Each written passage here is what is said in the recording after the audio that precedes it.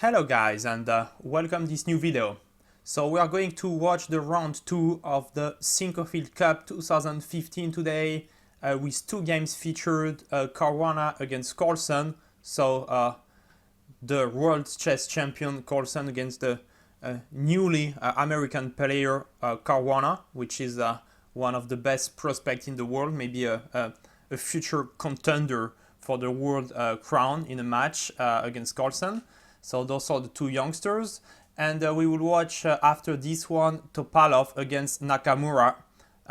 So Topalov, which won the first game against Carlsen yesterday, and is facing the American player, also an American player, Nakamura. So starting with Caruana, e4, e5, knight f3, knight c6, bishop b5. I guess most of you know the name of this opening, the Lopez. Many beginners start with this opening, and as you can see, it's still played with players over 2,800 rating. Here, Carlsen plays the move a6. He's not playing his the Berlin, which would have been knight f6, castle, knight takes c4, d4. Knight d6, I think many of you know the Berlin, bishop c6 take, pawn takes, knight f5, queen d8, and king takes d8. So this is a very theoretical endgame, a very theoretical position. There was a few games played between Caruana and Carlsen in this position, but after the loss of the first game, Carlsen didn't want to be tortured in this endgame by Caruana, which is a very good theoretician, and he decided just to go the move a6, so a more classical approach in this Lopez. Bishop a4, knight f6, castle, b5, bishop b3, all that is theoretical. Bishop b7, d3, bishop e7, which is the Archangle variation with bishop e7, knight c3, castle. So all those moves are theoretical. It's already played for more than 100, for a few hundred years. I mean, the Lopez. So a lot of theory involved. Now white goes pawn to a3 with the idea to give a square to the bishop. So when a knight lands on a5 or eventually on c5, the bishop has a retreat square. Black goes d6. White goes rook e1. Black goes queen d7. So this is transposing to an anti-martial, one of the main lines of the Lopez. And here white goes knight to e2. And after this move knight e2, we will stop for a few moments to talk about the plans. So what's the idea behind this knight e2? Maybe you found that, maybe you know that already, or maybe you found it behind your screen, is to bring this knight to the g3 square, and maybe we'll proceed with the plan c3, d4 then, to take a total control of the center. So this is a very classical plan to push your pawns to seize the center. Or we could also bring the knight to f5, it's a part of this plan. Or we will see a bit later, we have another option, but we will not talk about all the plans. We are talking now just about the most classical plan here for Caruana, is to go knight g3, c3, d4, maybe bring the knight on f5. This is very classical chess. Here, a very classical plan for Magnus Carlsen with black would be to go rook e8, just showing how it may happen, knight g3, and bishop d8 in order to proceed, so you protect your pawn with the rook and you want to proceed with d5. So white wants to play c4, d4, c3, d4, sorry, and black wants to go d5. So those are the two most classical plans. Let's see if they happen in the game. So trying to push the pawns to the center. Also, you see this bishop on b7 is perfectly placed. He's just asking for this pawn to be pushed on d5. So black goes here, not rook a e8, but he goes knight d8. It's another way to proceed with this plan, bringing the knight to e6, but the plan is still to go d5. Knight g3, knight e6, and here Fabiano Caruana thinks for 20 minutes and plays a novelty. So the most classical move here, the novelty is bishop a2. The most classical move here is pawn to c3, pawn to c5. This is most classical way to continue that. Pawn to d4, pawn takes, pawn takes, pawn c4, and bishop c2. So this was a game played between Yakovenko and Tomaszewski. So so white could play c3 d4, but black now has a good bishop looking at the pawn. So black is going to improve the queen side, trying to expand the queen side and attack the center, while white has a good play on the king side. So this is just a chess game. This is I mean, nothing's decided here. So this is the most the theoretical lines that was known before. So Caruana plays bishop a2, so it makes two things. First of all, in all the variation with knight c5 or knight d4, the bishop is not taken anymore. When we push c5, c4, the bishop is not attacked anymore. So it really improved the position of the bishop here on a2. Also, you will see in some future lines, the bishop here is protected by the rook, and it might be important at some point, but it's very far away in the game. But maybe it's inside the head of Caruana, or of the preparation, because I guess it was a preparation. So maybe it's in some point he knew that. So now the plan for white is going to be a bit different. So I will play a move for black in order to delay those arrows. And here white is not going with the move c3 d4. I just want to say a thing I forgot. Rook e8. It's an important move because you want to protect the e5 pawn in order to prepare d5. So this is a part of the preparation.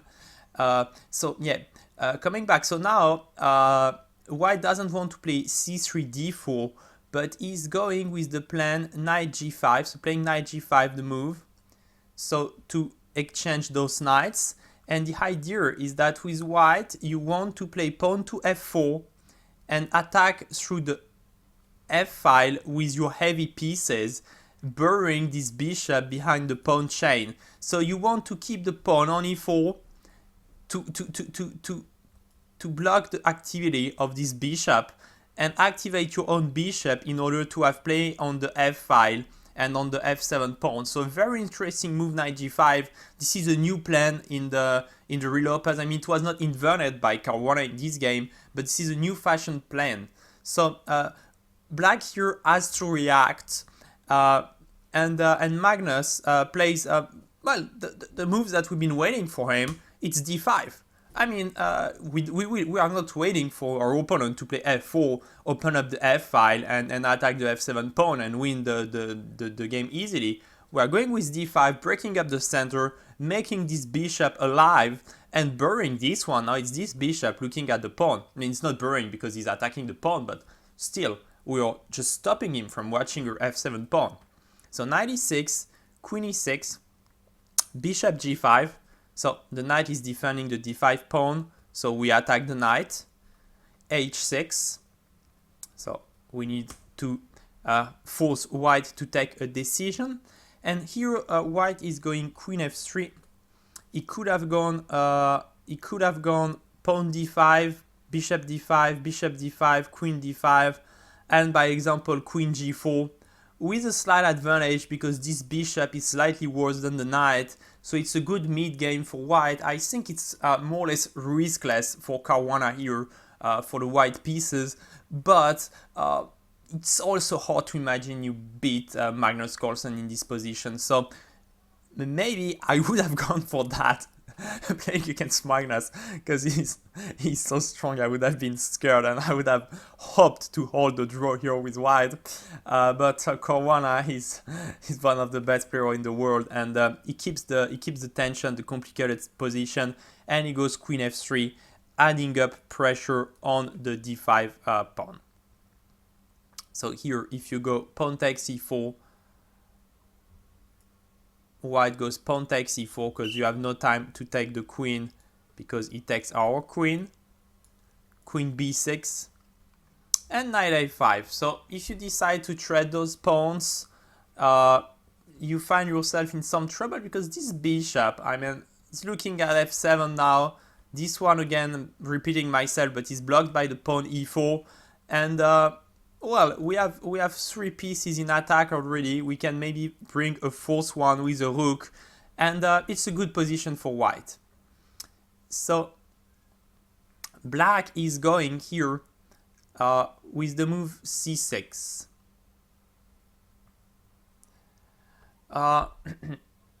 This move is interesting. The thing is that if you go rook a d8, which would be more logical, it's also met by a4, forcing b4, and knight f5. So this is also a bit the same story with all those pieces in play. And the thing is that with the move c, so he doesn't want to get into that, and he plays the move c6 here. The thing is that now if you go a4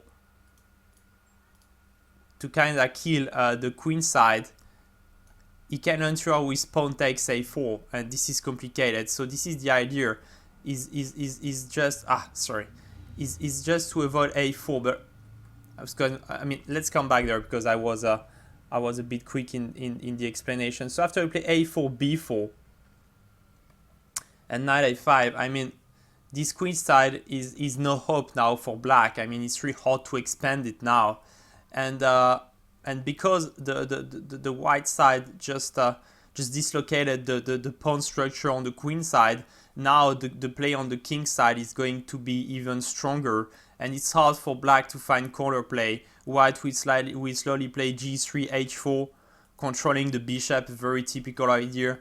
Maybe knight e3, add up pressure on d5, and as soon as you exchange the d-pawns, as we saw in the earlier variation, the bishop is going to shine on the king side, and this is an uncomfortable position for black.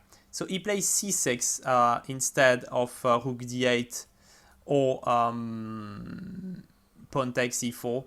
So he goes d6, c6. So he keeps the tension.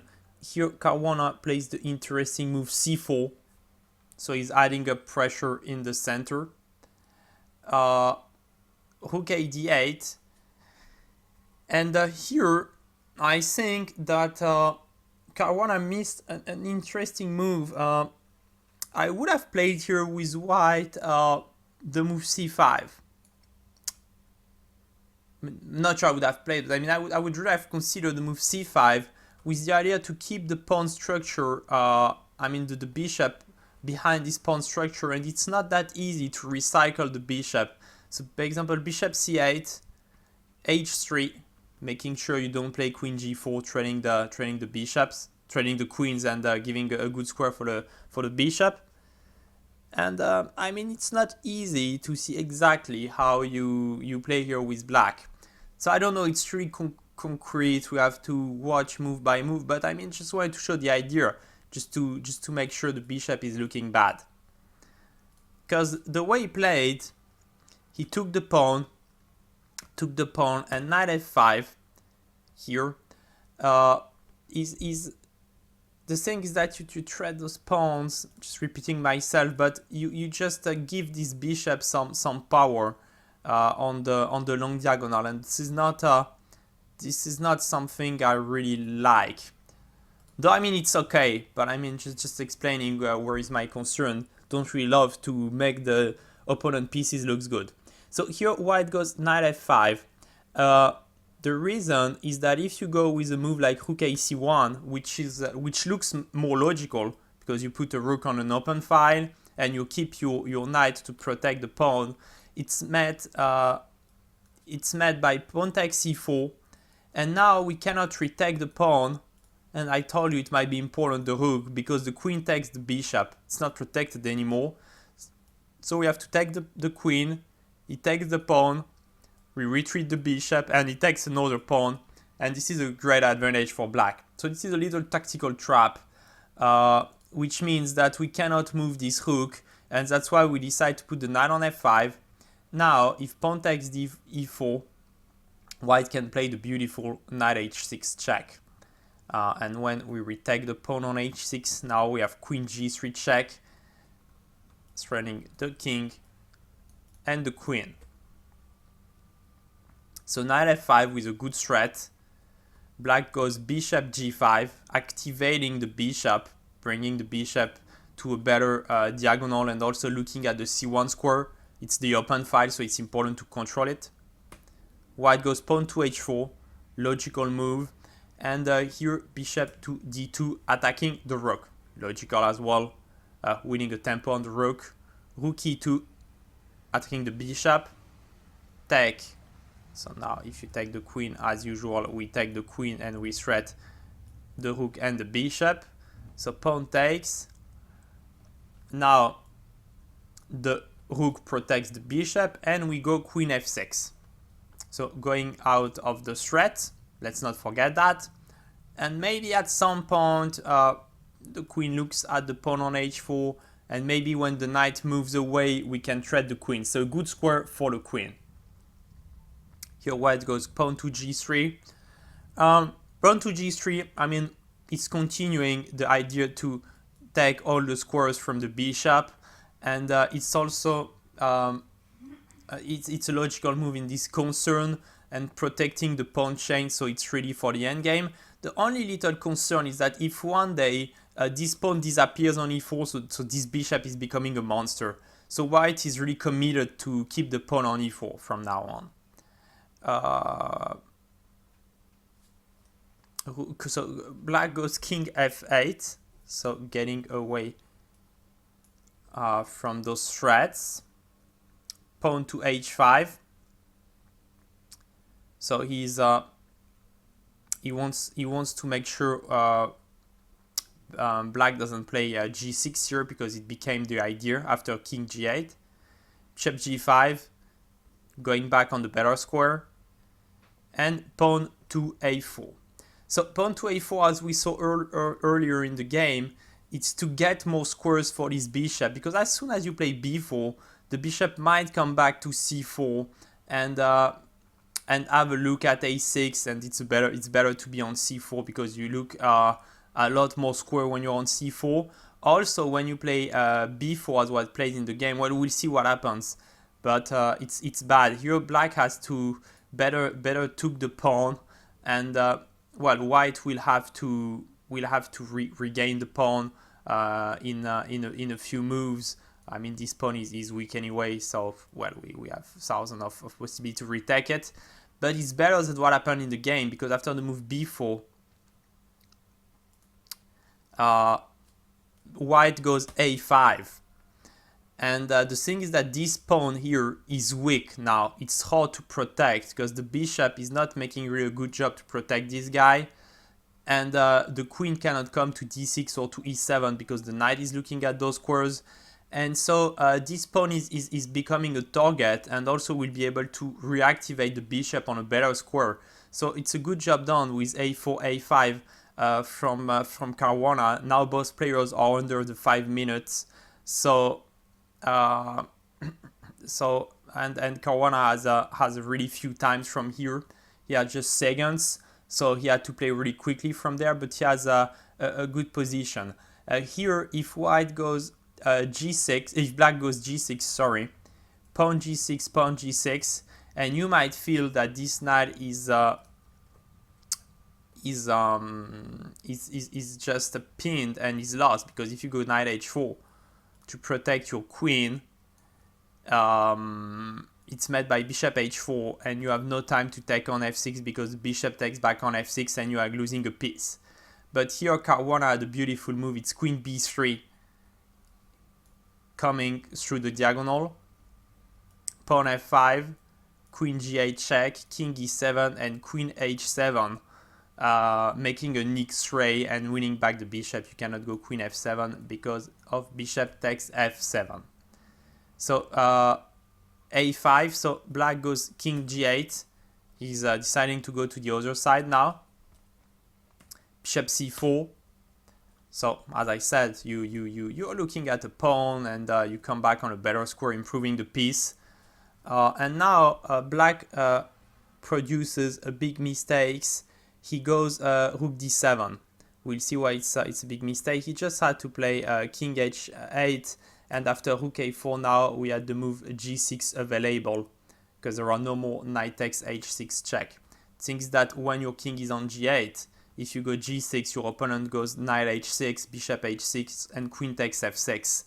And now that you play king h8, you are threatening again to kick this knight away. And this is a very good thing to do because this knight is a monster, as we said earlier. And it's better to sit on e3 than to sit on f5 on its best square on the chessboard.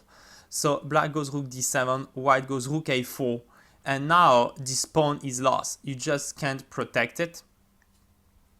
So black goes king h8. I will try to play the move not too slowly now because there are only seconds on the clock for both players. So I want you to feel a bit the speed coming. Rook takes b4 because the players can't calculate a lot of lines now. This move was played in 8 seconds. G6. So it was played also in 7 seconds. The position is absolutely crazy here. It's like a bullet game. All the pieces are hanging somehow. This rook on b4, looking loose. Just one pawn is looking loose. This knight is pinned.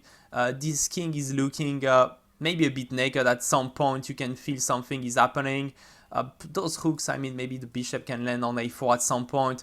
This king is always looking weak when the pawn are advanced in front of him. You can imagine easily some rook d1, king h2, and rook h1 checkmate if this pawn disappears.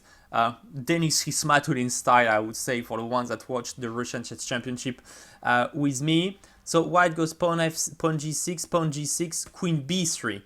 And this is all the point of this tactic, is that now that the rook is on b4, when we go queen b3 to get out of the pin, he has no time to take because we retake the bishop. So this was all the point of Caruana finding this within seconds. Bishop c6, so moving the bishop, knight e3. All those moves are played with spanning less than 10 seconds. Bishop takes c4. So finally this pawn disappears and we can feel queen f3, queen h1 coming. Caruana reacts immediately, bishop d5. You don't want to let this bishop here, especially with seconds on the clock. Here, Carlsen is playing bishop d5. He could have tried queen f3, but it was met by rook takes c4, queen takes c2, and knight c4, queen h5, g4, queen h4, and knight takes c5. This was a variation that might have been played. I'm not sure that the player did so this idea. The thing is that if you go bishop takes c4, your opponent goes queen e2 as well, rook b8, and Carlsen thought it was a draw here, but rook b8, king h7, bishop d5, and rook g7 with a great advantage for black. It's just an exchange up, so you have to play rook takes c4 here. Just showing that because it was in the press conference. So bishop d5, bishop takes d5, knight takes d5. See, this is all played in the second, attacking the queen. Queen c6. And here I would love to say that white is better objectively, but in the Zeitnot, you really don't love those pawns because, again, you always see those checkmates coming. So knight c3, 37 moves, so 3 moves left. To go to touch the 40s move. Queen f3, it's getting dangerous. Queen c2, rook e d8, doubling the rook on the d file, so all that is really logical. And here, Caruana missed, he plays rook b e4. He missed the move queen e4. And if rook d1 now, knight takes d1, rook takes d1, rook e1, is saving the day because the queen is protected by the b4 rook, and this is probably what Caruana missed with just seconds on the clock. It's so hard to see this if you play all the moves with a couple of seconds. Within a couple of seconds, it's really hard to see that this variation that is working all the time for black is not working here because the rook is on the 4th rank. So it's really hard to see. So he goes rook b e4, so he tries to protect the e file, the e1 square. Black goes rook d2, And here, Caruana had just to play queen b3. And after this was the move he had to play. It's queen b3. And the line that has to be played is this one. And black has some color play. This is equal from a computer perspective and from the human perspective as well, because the king is too weak, and the queen is probably going to make a perpetual check somewhere. But here, Caruana plays rook takes d2, and now can you find why this move is losing in 10 seconds? Can you find the explanation why this move, the 40 move, the last move of the Zeitnot with 2 seconds on the clock was the decisive mistake? So 5 seconds to find that, because it's easy.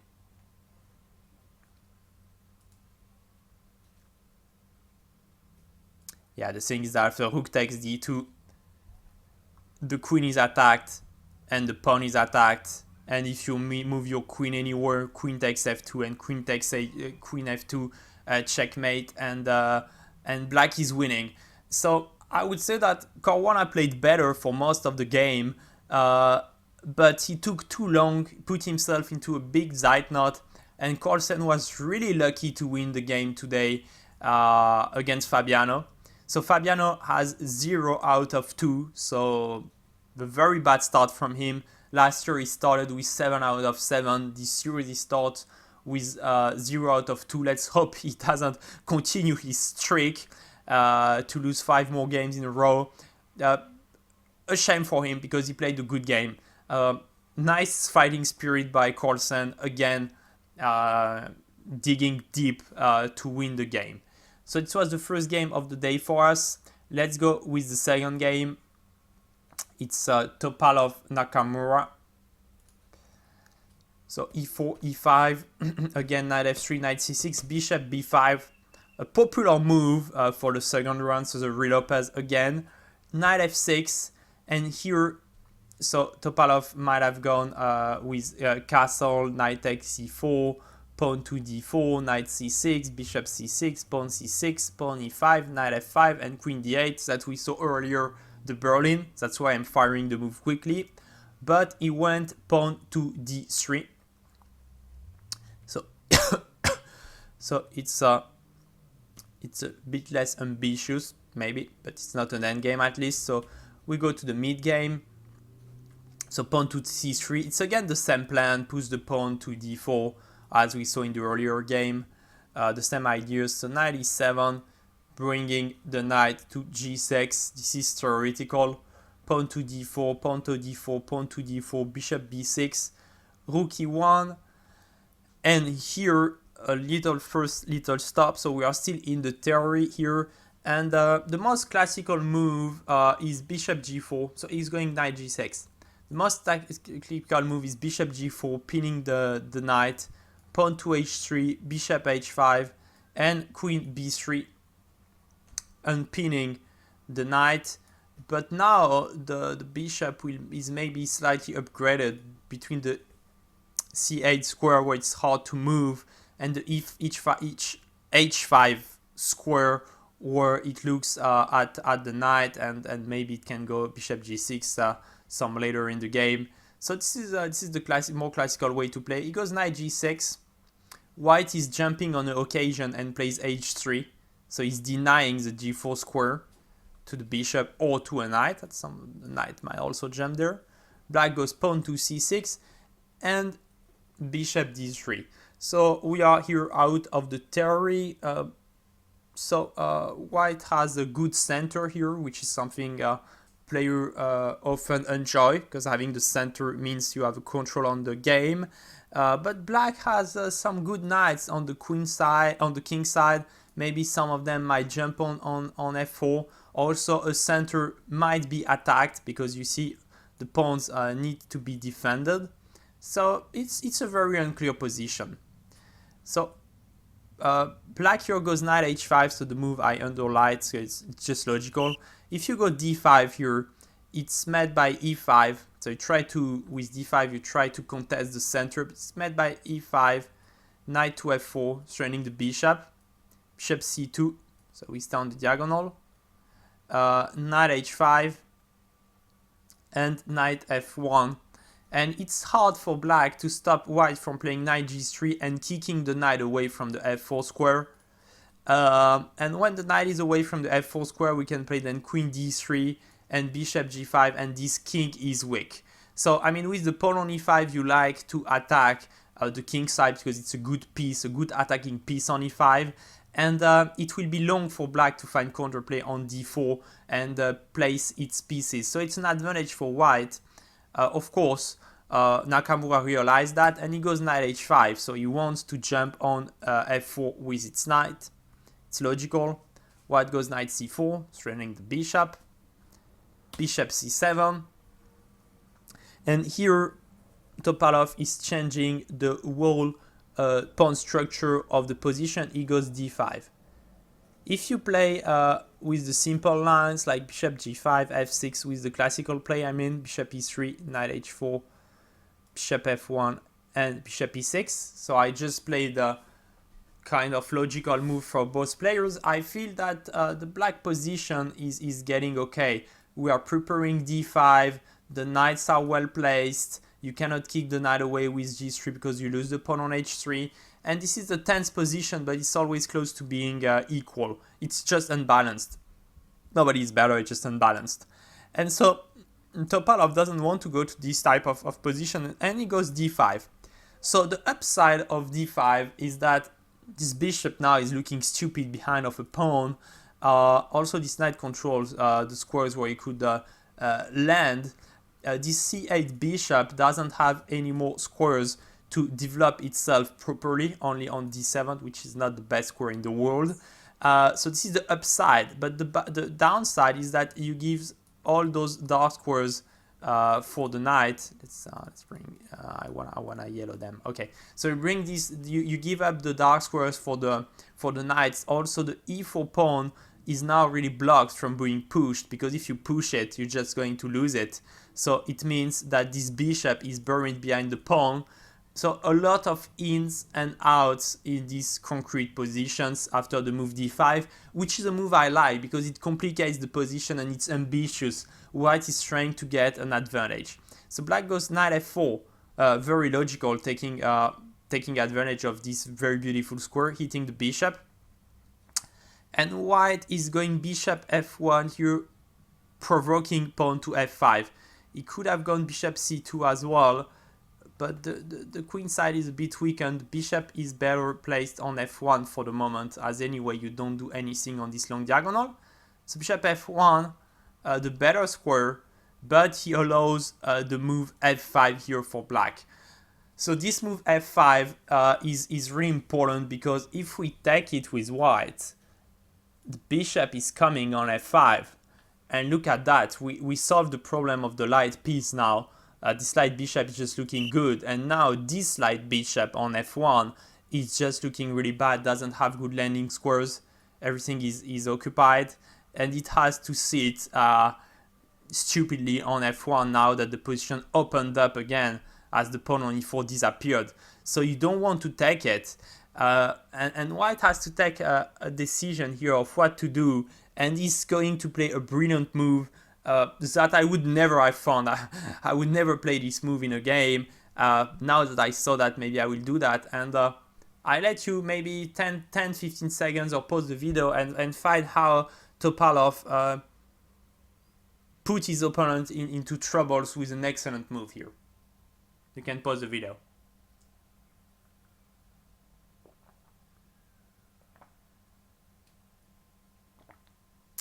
And so Topalov goes pawn to e5. This is a brilliant pawn sacrifice. So you can take it either with the pawn, but it's better to take it with the knight. The video is pretty long already, so I don't want to go into a needed variation. So knight takes d5, pawn takes e6, bishop takes e6, knight takes d6, and queen takes d6. So here, and I will explain you why I would never have found this move, is that here I would not have understood the white compensation, because black is a pawn up, we just won a pawn, so it's a pawn up on the queen side, and white has all its pieces on the first rank. So as for me, at the first glance, it would look like, I mean everything is sitting on the first rank, and I just gave up a pawn for activity. Am I some kind of turning crazy or something? But the thing is that everything is appearing after the move b3, is that bishop b2, queen d4 is so annoying and so hard to stop for black that white has a very strong compensation. You will see how the game develops, and it's pretty interesting. So black here goes bishop d7, bishop e6 was a better move, but I want to show you how it happens. Bishop b2, so you see we're developing the pieces. Rook e8, so both players are developing. Queen to d4, and this is also beautiful, you will see. Queen to d4, so black goes queen f6, defending the pawn and offering the exchange. Queen d2, and now the best square is queen to d6 back. The thing is that a lot of traffic on this d file. This knight might be pinned at any time. This knight on g6 is looking bad, and it's hard for black just to place its pieces. Like this bishop is looking bad. These two knights are not looking good either. It's a very annoying threat on g7, and I mean it's very uncomfortable to play. So white just simply goes bishop c4 here. So you see pinning the knight, putting pressure on the long diagonal. Okay, sorry for that one. This was and it's hard for black to place its pieces. The bishop d7 was really a mistake. Bishop d6, b6 would have been better, but still black would be in trouble. And I mean, it's hard just to see how you can move the knight away, how you solve the problem with the g7 pawn. Here, white is already plus 040 on the computer, being a pawn down, which means it has a lot of activity. So black goes h6. Again, he doesn't really know what to do, I believe, because now after queen d4, if you go rook e7, it's met by rook takes, queen takes, bishop d5, pawn d5, and queen d5. So you give up a pawn like that, but white has a total control of this long diagonal. You cannot play rook d8 because of queen takes a7. So white has really a good game here. And he goes after queen d4. The only move to protect the pawn is queen f6, but it falls to queen f6, pawn f6, and bishop f6. So you see, in just want to come back, just for b3, bishop d7, bishop b2, rook e8, queen d4. All the moves are almost forced. Queen f6 to protect the pawn is the best way to protect it. If you go queen f8, didn't look at the move. I mean, I just don't like bishop c4 is coming. It's hard to understand how you defend the knight now. So queen f6 logical, queen d2, queen d6 back to protect, bishop c4. Your pawn to h6. I don't know. Let's have a look. If we play a move like b5, what would have happened?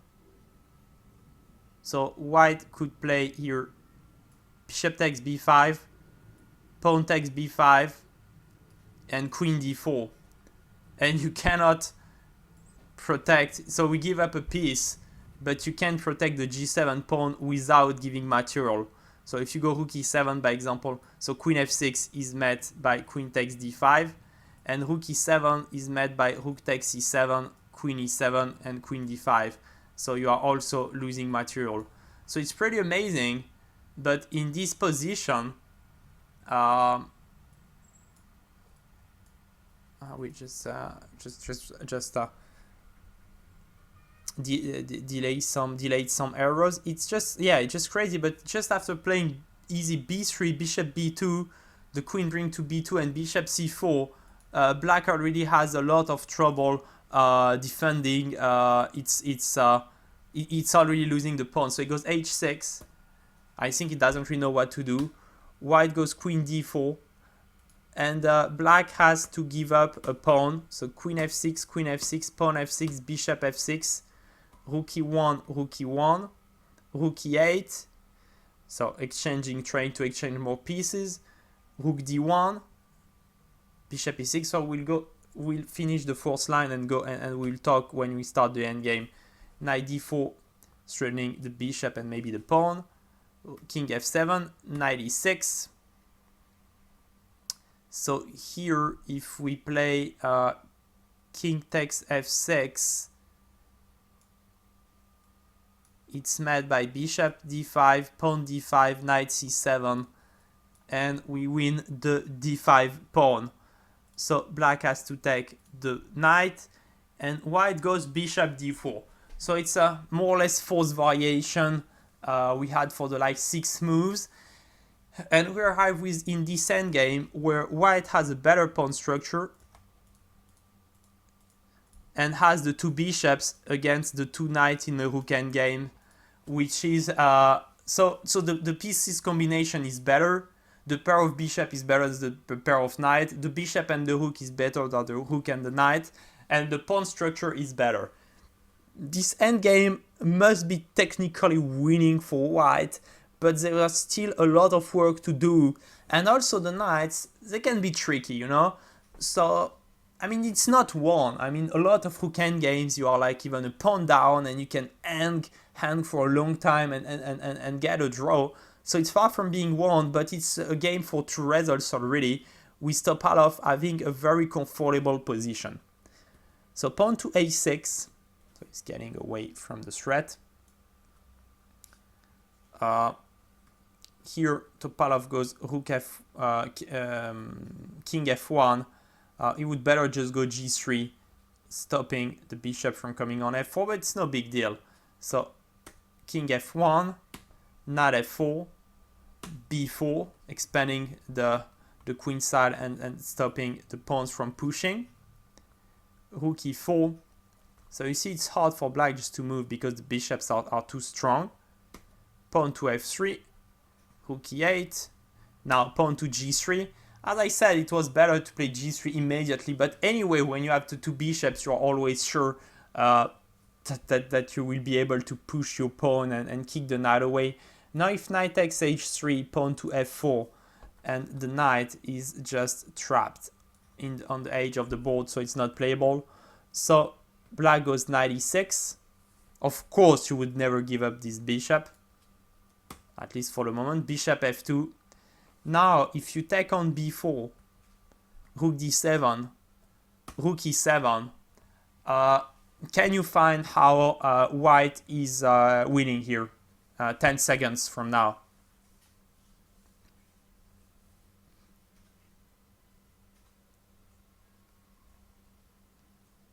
Okay, so here you have to be precise. You have first to take the knight, forcing the king to take back, then take the rook, forcing the king to take the rook, and bishop c5 check, winning the knight.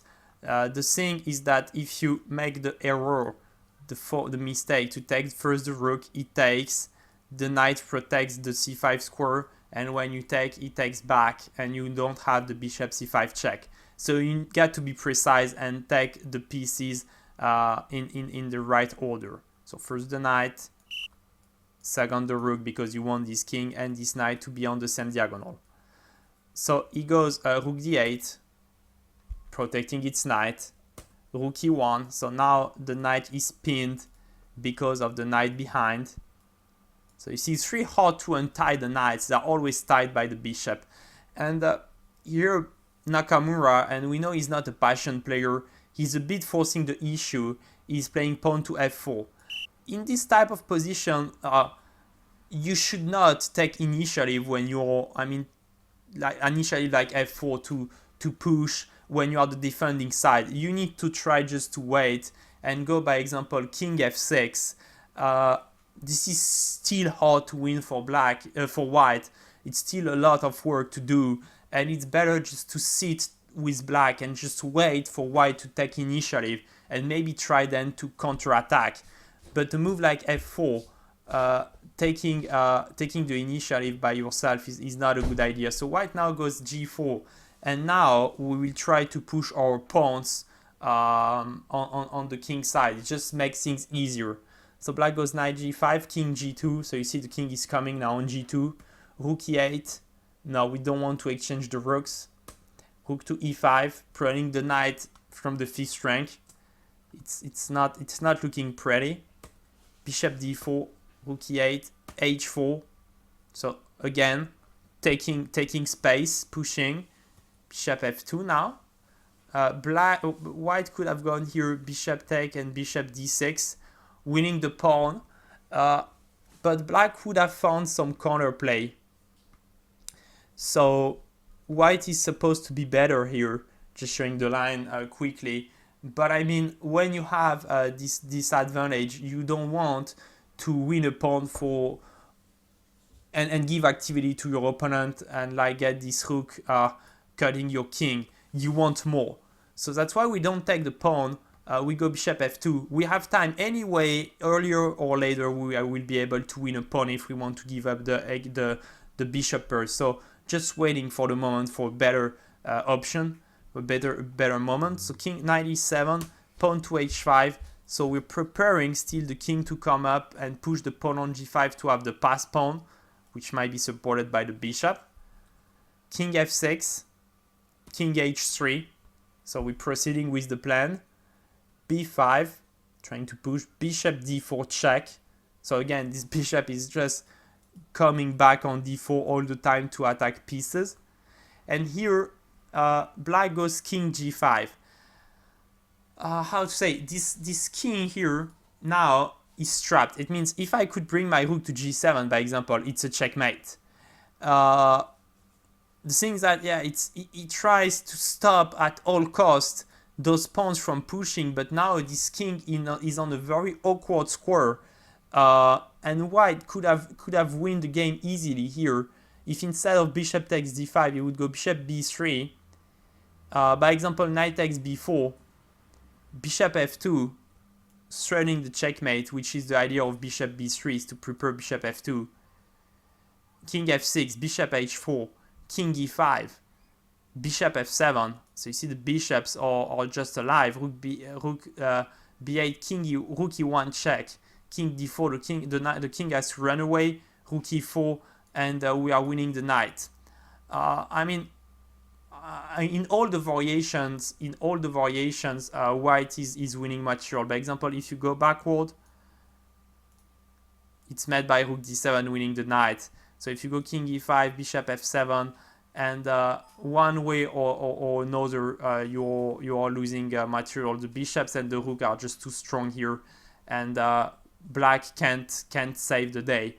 But it's not easy to see though, especially we are 47 moves in the game, and white is making slight mistake. Bishop d5, knight d5, and rook c1. So he's trying to take advantage of this weird king, but he gave up the bishop pair, and it's might be a shame. Here, if black takes, the idea is probably to go rook c5 check, knight d5 is forced, and rook takes c6 with the threat rook g6 checkmate now. And as I said, this king is just trapped, so here black is totally losing. So black can't take the pawn. He goes rook e6, rook c5, rook d6, bishop g7, rook e6, bishop d4, rook d6. So black is just playing the two moves. Those are the two only moves it can play, because it cannot move the knight, it cannot move the king, so the knight is pinned and the king is trapped, and the rook is committed to the pawn. So it has only two moves. Here white is playing a waiting move a3, protecting its pawn as well. Rook e6, rook c1, and now black is in zugzwang. So if you move rook d6 again, it's met by rook e1, and the rook is coming from behind, checkmating your king. So you can't allow that. So the only thing you can do here is to move your knight. But when you move the knight, white goes now bishop f2, king f6, bishop h4, king f7, and pawn to g5. So now white is proceeding with its plan and will bring the king to g4 and win the pawn, and have two passed pawn in the rook endgame, which is winning. So pawn takes, bishop takes, So now white is able to proceed to the plan. Knight d5, king g4, king g7, bishop takes, knight takes, king takes. So this was pretty much forced. And the thing here is that, okay, white is totally winning here because it has two pass pawn. So I'm repeating myself a bit, but the two pass pawn. And those pawns here are just totally wrongly placed. It would be much better for black to have a pawn on a4, to have this pawn chain protecting each other. But now every time white takes on c6, he attacks the pawn on a6, and even if you manage to take the a3 pawn, this b4 pawn is still stopping the other ones. So it's really long for black to find counterplay on the queen side. On the other side, when you have to defend your king side, so against those two pawns, white is going to grab your pawns. Don't remember if I said that, but if there were no pawns on the queen side, this endgame would be theoretically drawn. Very hard to do that with black. It's very hard to draw it with black, even if it's theoretically drawn. But I mean, even being a pawn up on the queen side is a bad thing here for black because it favors white, in fact. So it goes rook d6, rook c3, a very good move, protecting your pawn. This is the first thing you got to do in the endgame, is put your rook, protecting the pawn, and the pawn protects the other pawn, so your pawn chain is safe. And also you protect the f3 pawn, so this is just perfect. Yeah, just repeating. If there was no pawn on the queen side, the endgame would be drawn theoretically, but hard to proceed. So king f6, king g4. So now we are going to pass the pawns, so to push the pawns, preparing for the pushing. Black goes a5. This is desperation. This is a last try to do something. It's just giving a pawn, rook d4, f4. Rook a4. This is not the best way to defend the endgame by giving up those pawns. Now the pawn on a6 is protected by the rook, so this is perfect. f5, so we push the pawns. f6, we push the pawns. h6, we push the pawns. So we have 3 pawns on the 6th rank, and this is just unstoppable. King g6, trying to stop it. Rook c8. So now when you grab a pawn, I'm passing the other one, so the electrified pawn. Pawn to b3 is trying to do something. Rook g8 check, king f7, pawn to h7. So now the pawn is a move away from glory. Rook a4 check, king f3. And this is game over. I mean, you cannot do anything here. White is just going to make a queen. I don't know what's the easiest way. So king f3, and if you, by example, push b2, queen, rook g7. Just watching with the computer just to check the quick checkmates. Let's go queen takes. Oh no, king f6 is losing, so king e6, queen c8, king f6, queen to c3, king e6. I'm just looking at that. Give a check. Give a check. Okay, you can even take the rook, but let's see the checkmate, how it's happening. Okay, and now we have this rook e7, queen e5. So I just looked at with the computer quickly, just to make myself an idea, because I knew it was winning, but just when I made the video, I just realized maybe it's good to show that. But I mean, with the king naked like that in the center against 2 heavy pieces, you always have a chance at least to win an heavy piece, or even better, to give the checkmate. So great technical win by Topalov. Let's now have a look at the results of the day. Wait a second. Seems we have a little problem. Okay, so here are the results. So Topalov beat Nakamura. This is the game we just saw. Vashela Gravarunian, a draw. Giri Wesley saw a draw. Two good games, but I can't remember exactly how they went. I just watched them quickly. Caruana Carlsen, the one we watched, Carlsen was a bit lucky, I would say, to beat Fabiano with the black pieces. And Alexander Grichuk played a great game against Vichy. Great endgame skills by Alexander. And Anand seems not to be in a good form in this tournament. He's already 45 years old, and well, I mean, I'm already very surprised. He's still number 2 in the rating, now number 3 after the 2 first round, or maybe even 4th. 3rd or 4th. I didn't watch that, but surely Topalov is now over him. But I mean, I always kind of wonder when will he stop to shine, and I hope this is not the tournament that starts the fall of the great Vichy Anand, former world champion and second in the world and finalist of the World Chess Championship against Carlsen. He won the candidate last year, and he could play in Sochi against Carlsen. So it's a great player, and it would be a shame to understand that his prime is over. So let's hope he rebounds on the next game. So I say see you tomorrow for more action. Have a nice day. Bye.